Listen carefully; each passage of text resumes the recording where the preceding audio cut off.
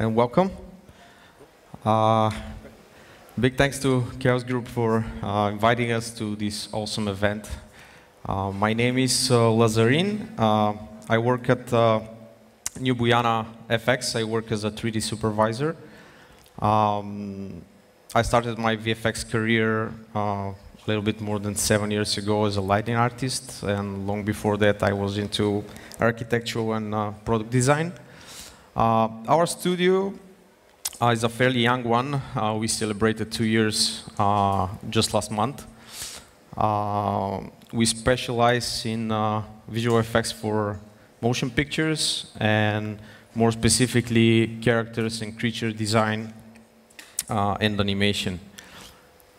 Today's talk will be about our most recent project, the reboot of Hellboy, Rise of the Blood Queen. You may have seen it, hopefully. For this project, we had to create around 13 shots with 3D assets and a little bit more in compositing work, and the full CG shot we will see later in the presentation.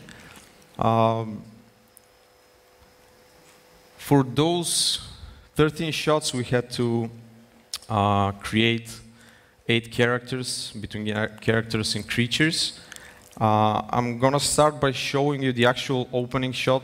It's the first shot in the movie. It's an opening sequence, right as it was in the movie. And then we will continue with a little bit more in-depth talk about the workflow we use for the creatures. The year is 517 AD, known as the Dark Ages, and for fucking good reason. An endless war between the armies of man and the creatures of...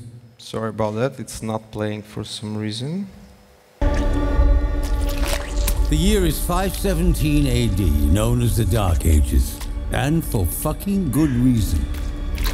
An endless war between the armies of man and the creatures of darkness has raged across Britain. And in retribution for man's injustices to creatures, the immortal witch Vivian Nimue had spread her deadly plague, threatening to wipe mankind off the face of the earth. So yeah, this is the opening sequence. I will start by, we chose one of the characters to go a little bit more in depth of all the characters we did. This was one of the most challenging one. The name of the character was Troll01, but we like to give nicknames, so these characters were around the office for about a year, so we invented some nicknames. There are no references to anything. It was just a way of naming them so they don't have these boring names. For this one and for all the other ones, we received concepts, approved concepts from the production, which most of the times it's something that should make our life easier.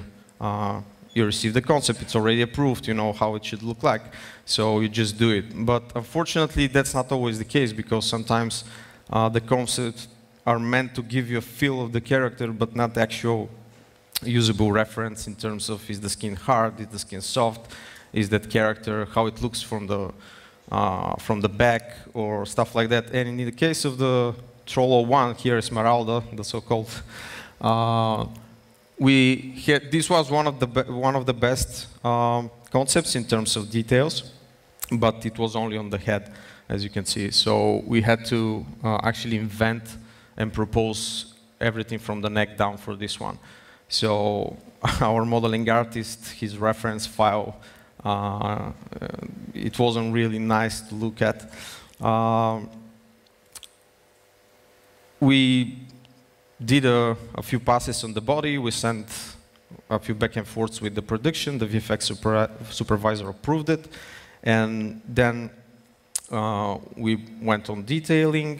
Here you can see a few screen grabs from ZBrush. And from then on, it was all about texturing and the look depth.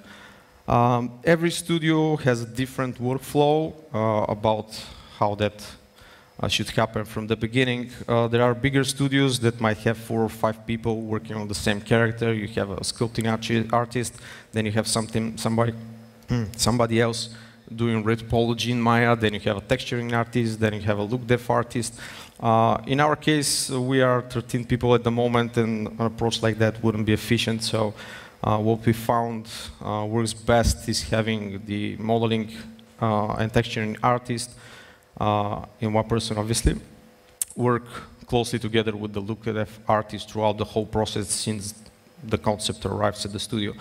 So once the modeling is almost complete in terms of sculpting and the mesh is ready to be textured, the look dev process can basically begin at the same time with a tech check of displacement maps, normals, basic diffuse maps, and so on. So having a process like this, we have the 2 artists work all the time together, and this gives huge benefits in terms of personal gratification of the work being done. And not only that, but as I said before, sometimes the concepts needed tweaking. There were anatomy issues, ambiguous parts in terms of colors and shaders. So the artists can share ideas on how to approach the character since day one we received the concept. And yeah, this turned out to work pretty well. We had 2 teams of 1 modeling and 1 look dev artist working on the different characters, and they were team A and team B working throughout the process, throughout the project development on the characters. And yeah, going back to the look dev, this is the part where V-Ray comes. V-Ray, we chose V-Ray. I am personally a big fan since it was first released as a beta in probably 2001 for 3ds Max. And my colleague Danny, who is also a look dev and lighting artist, has been using V-Ray for the past maybe 7 years or even more on a daily basis. So other than a fan-based choice for the studio, there were many reasons to go with V-Ray, and I can point out 2 or 3, one of them being that it's extremely fast and versatile when it comes to have an extremely fast feedback on what is going on with the textures for the look dev. I have to say that at the time of these creatures have been worked on, we were on V-Ray 3.6 because VRNX was still in beta at the time. So yeah, the other reason for V-Ray, being a small studio, we don't have a huge render farm, and V-Ray gives the possibility to achieve extremely good results in very small amount of time. So for the sequences we had to render out, we thought that would be a good choice. And one other reason that comes to mind, it's actually extremely important, is that everything new that comes to V-Ray, it's backward compatible. So everything we've done, sometimes a project can last more than a year, and we try to keep up to date with the V-Ray releases without having issues with stuff done like 5 months ago or anything like that. That happens with other renderers. So at the end, it turned out to be the right choice for the studio. The LD process itself, I'm going to go back to the turntable here. The look dev process itself, we usually have a few lighting setups. We try different lighting conditions, daylight, night light.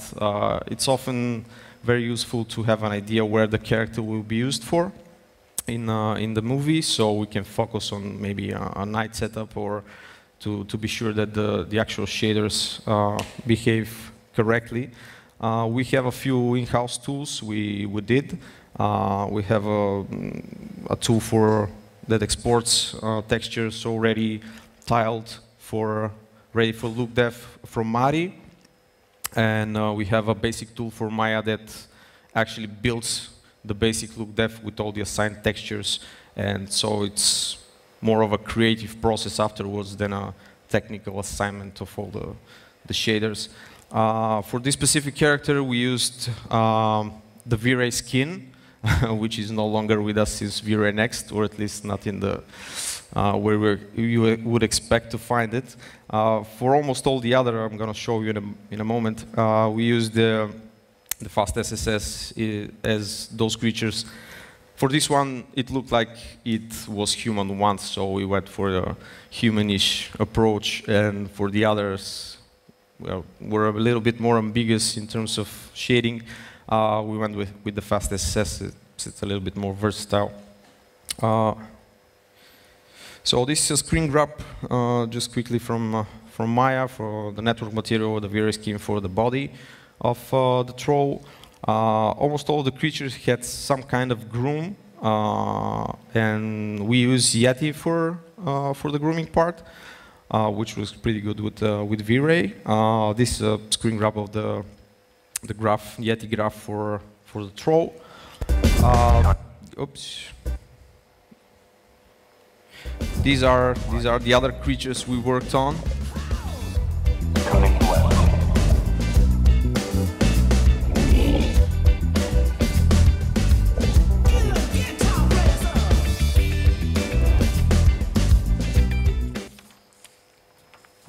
So going back until forward, these are the creatures that were part of the opening shot. You might have noticed some of them in the shot. I'm going to play it just quickly again. But something that you might have missed, hopefully, it's that the Raven as well is a 3D character we did for the opening. The story of the shot is that the production wanted us to do the Raven for the opening shot, and we spent almost 2 weeks in research, as there are different kind of ravens, different kind of look, behavior, and so on. This one specifically, it's called the Corvus corax, or common raven also.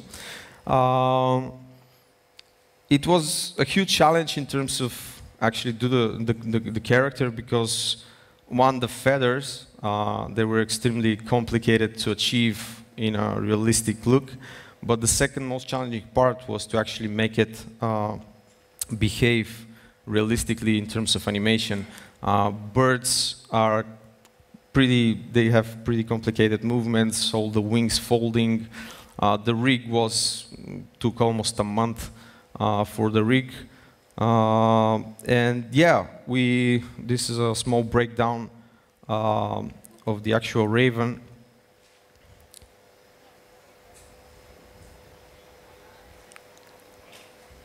This is how the shot looked like before all the color corrections they did after our work.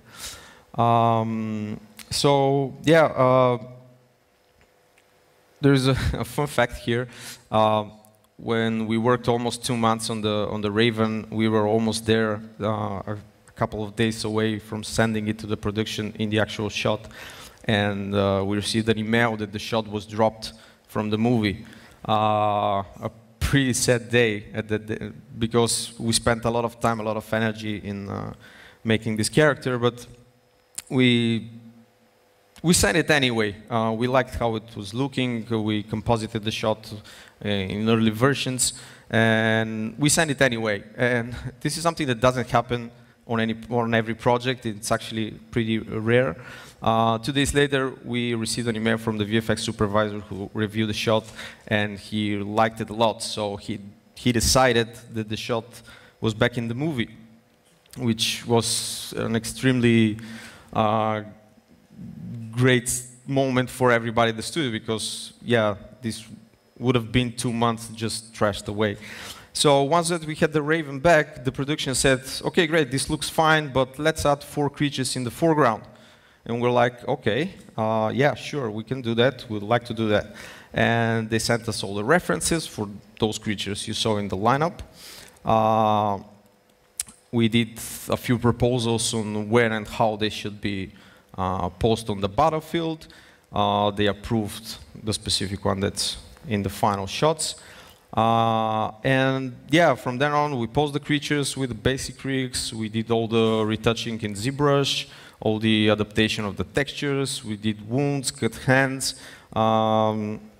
If you've seen the movie, it's pretty bloody. So yeah, they wanted that feel for the creature as well. And yeah, let me show you how the actual scan looked like before anything we did on it.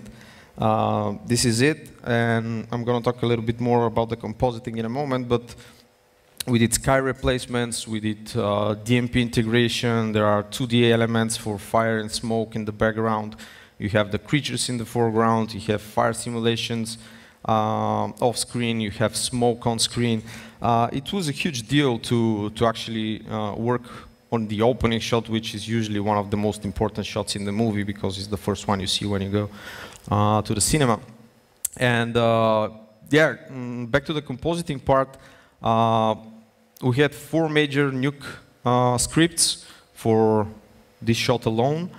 One for the cleaning, one for the 2D elements, one for the DMP, and then one that brings them all together with all the 3D assets we did for the shot. And only the final nuke script was around 2,500 notes of putting it all together. It might not seem a lot here, but this is like a view from space.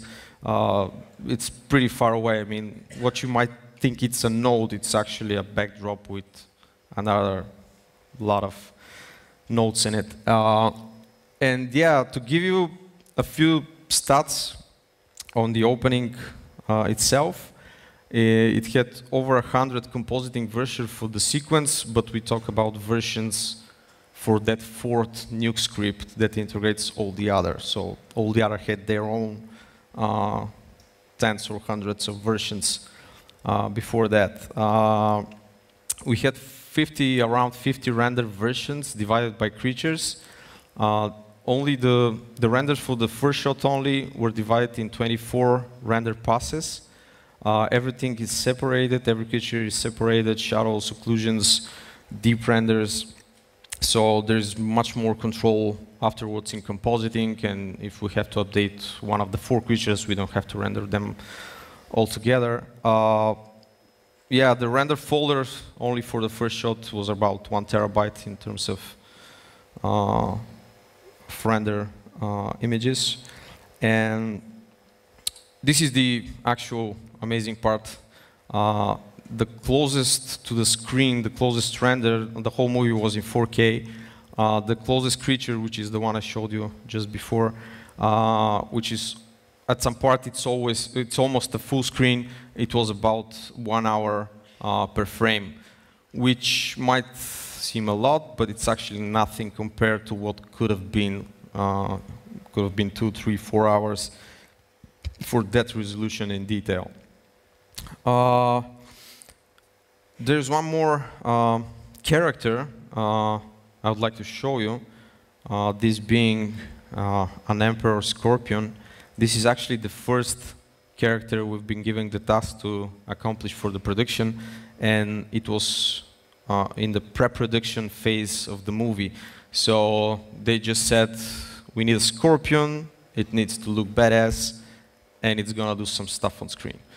And we're like, oh, okay, it's gonna be close, it's gonna be far away, what does it do? Because all those things puts the character in perspective, so we know what to focus on.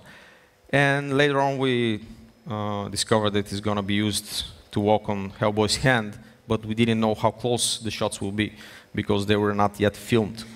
And so we put a lot of effort and details because it was the first one we wanted to impress. And as you will see in a moment in the shots, you don't really see all of that detail. But this is something very important that sometimes underestimated, is that when you have a lot of detail, you might not see it, all of it. But if you don't have the detail, it feels there's something missing, even if you don't know what it is. So yeah, again, for this character, it's has a very specific way of to move. So other than making it look realistic in still frames, the biggest challenge was to make it look realistic when it moves. So we did a lot of tests actually for the rigging part and animation, obviously. And I picked the funniest one, in my opinion. This is our animator playing with the character, playing with a ball. It turned out pretty well, so I'm going to show you now the actual shots from the movie with a little bit of breakdown.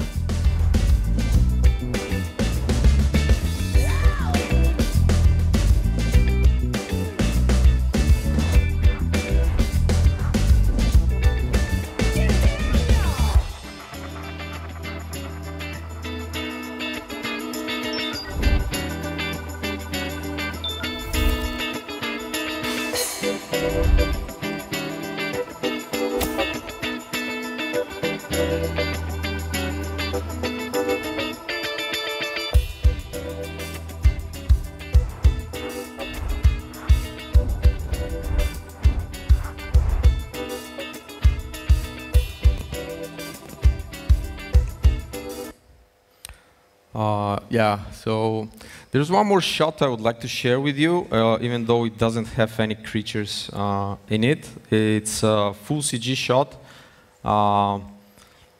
Let me give you a little bit of background of this particular shot because it is a case study on its own.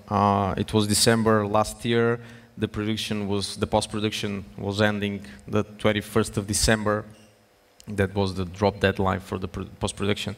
And the 1st of December, we get a Skype call, and the VFX supervisor asked us if we can quickly do a full CG shot with Hellboy's car approaching on a Tijuana street in Mexico from a top view.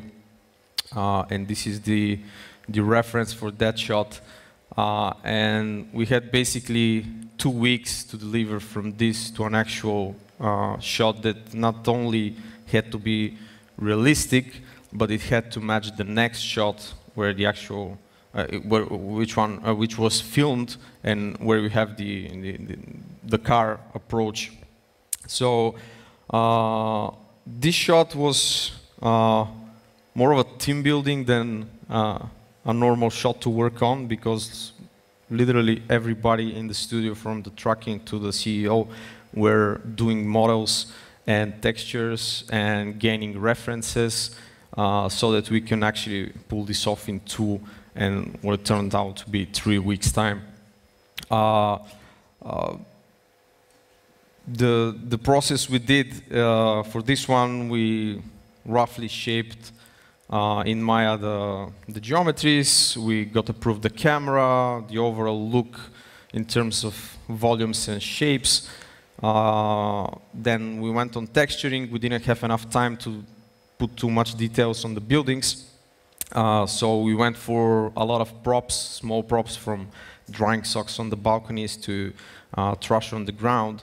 I'm going to show you a breakdown of the actual shot.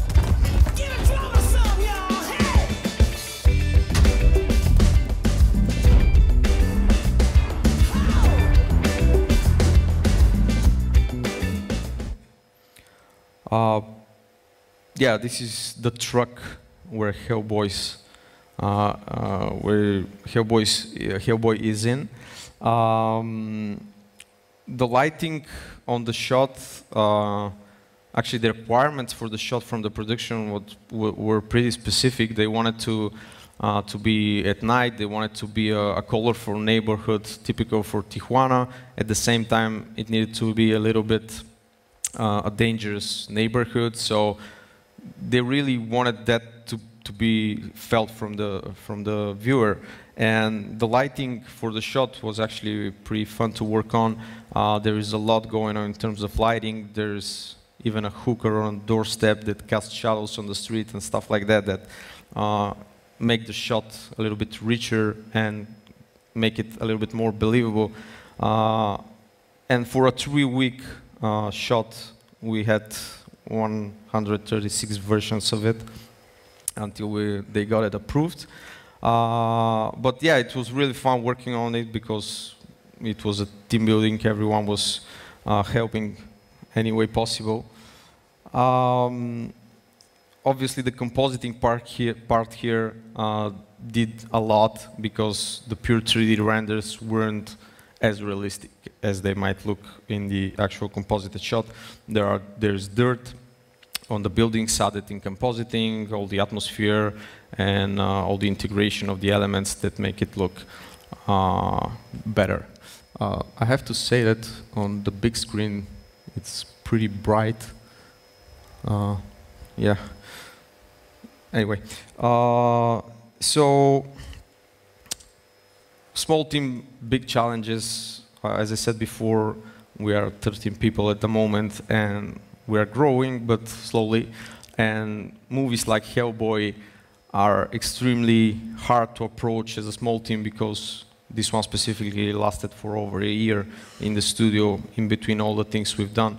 I forgot to mention all the creatures you've seen, except for the Raven probably, took around a month and a half in altogether, modeling, texturing, and look depth, which it's an extremely short amount of time to deliver a production quality creature for a production like Hellboy.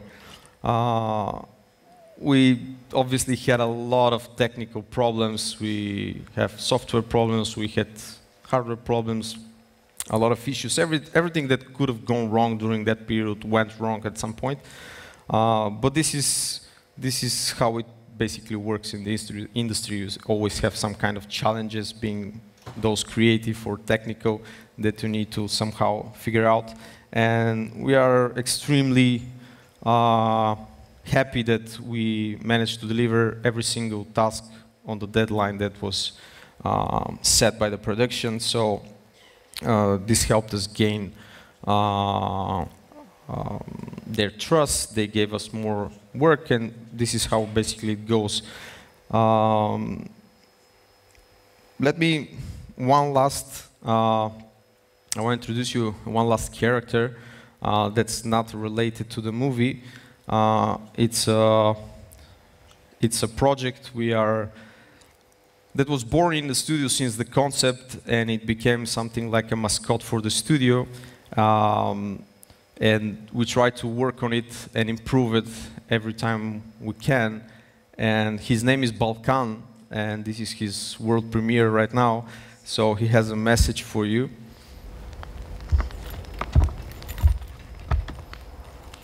We're hiring.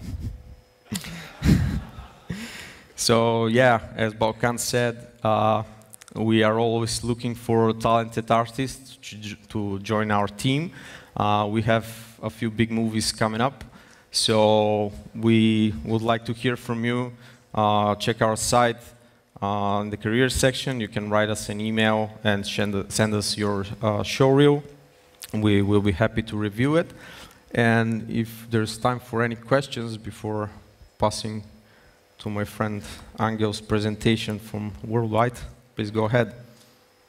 We have time for one quick question. Anybody with a quick one? There we go.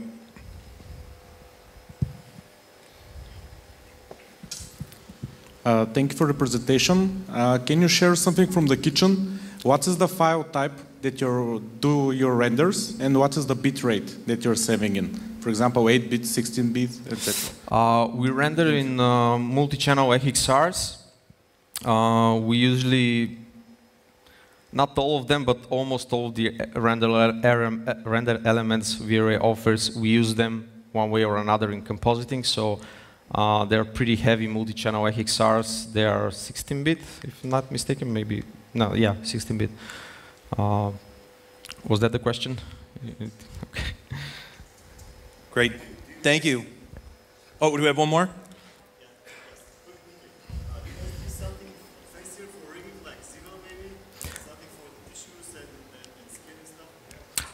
We have a rigging team based in Portugal that's actually working on a muscle system. We didn't use it for the Raven because it was not needed and it was just a complication. But we have in development a muscle system for characters in general. And for the facial part, Balkan is a test subject we try to work on and improve so that we can implement that the same rigging and approach on any other character we will be hopefully be working on in the future.